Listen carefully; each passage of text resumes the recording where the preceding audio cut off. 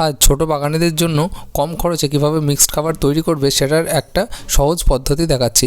এই যে এটা দেখছো নিমখোল, এটা যখন নিমখোল কিনতে যাবে তখন দোকানে গিয়ে বা নার্সারিতে গিয়ে দেখবে নিমখোলে যেন একটা তীব্র গন্ধ বার হয়।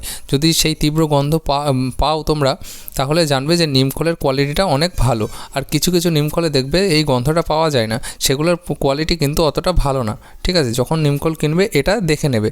আর সেই সঙ্গে কি আজকে উপকরণগুলো বলছি কম খরচে যেভাবে তোমরা মিক্সড খাবারটি তৈরি করে সেখান থেকে ভালো ফিডব্যাক পেতে পারো, সেটাই আজ তোমাদের সাথে শেয়ার করছি। নিমখোল নেবে 500 গ্রাম মতো, সিঙ্গেল সুপার ফসফেট নেবে 100 গ্রাম মতো, 100 গ্রাম মতো পটাশ নেবে, লাল পটাশ যেটা, আর হচ্ছে হাড় গুঁড়ো নেবে 750 গ্রাম, আর শিং চাচা নেবে 750 গ্রাম। এইটুকু একসাথে মিক্সড করে, কিংবা শিং চাচা তুমি 500 গ্রামও নিতে পারো, কোনো সমস্যা নেই। তো এগুলো একসাথে ভালো করে মিক্সড করে নেবে। মিক্সড করে নেওয়ার পরে মোটামুটি 8 কেজি মতো গোবর সার বা ভার্মি কম্পোস্ট বা পাতা পচা সার যেটার সাথেই মেশাও, মিশিয়ে নেবে। গোবর সার বা ভার্মি কম্পোস্ট যদি পেয়ে যাও তো ভালোই। তো একসাথে ভালো করে মিশিয়ে নেবে। মিশিয়ে নেবার পরে ওটা জল ছিটিয়ে রেখে দেবে। তো কিভাবে জল ছিটিয়ে রাখছি সেটাও তোমাদের দেখাবো।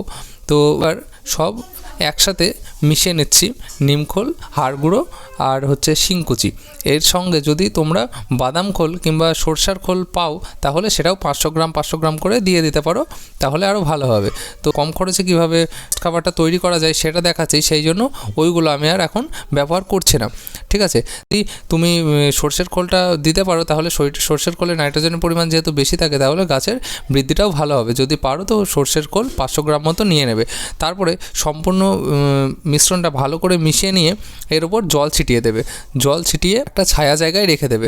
এবার তুমি তোমার কাছে যদি সেই যখন তুমি মিক্সড খাবারটা বানাচ্ছ সেই টাইমে যদি 8 কেজি মতো ভার্মি কম্পোস্ট বা গোবর সার পেয়ে যাও তাহলে তো ভালোই। যদি কম থাকে তাহলেও কোনো সমস্যা নেই, হয়তো 2 কেজি কিংবা 3 কেজি আছে, সেই যে মিশ্রণটা বললাম সেটা ভালো করে মিশিয়ে জল ছিটিয়ে রেখে দেবে।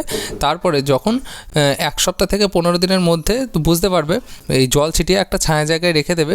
রেখে দেওয়ার পরে দেখবে হালকা গন্ধ বার হবে। গন্ধটা যখন চলে যাবে তখন এটা ভালো করে মিশিয়ে নেবে। মিশিয়ে নেওয়ার পরে যদি প্রথমে 4 কেজি গোবর সারের সাথে মেশাও, তাহলে আর 4 কেজি গোবর সার নিয়ে এটার কিংবা ভার্মি কম্পোস্ট নিয়ে এটার সাথে ভালোভাবে মিশিয়ে নেবে। মিশিয়ে নেওয়ার পরে রেখে দেবে।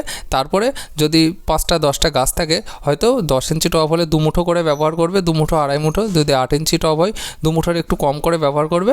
তাহলেই দেখবে গাছের অনেক পরিবর্তন তোমরা লক্ষ্য করতে পারবে কম খরচ।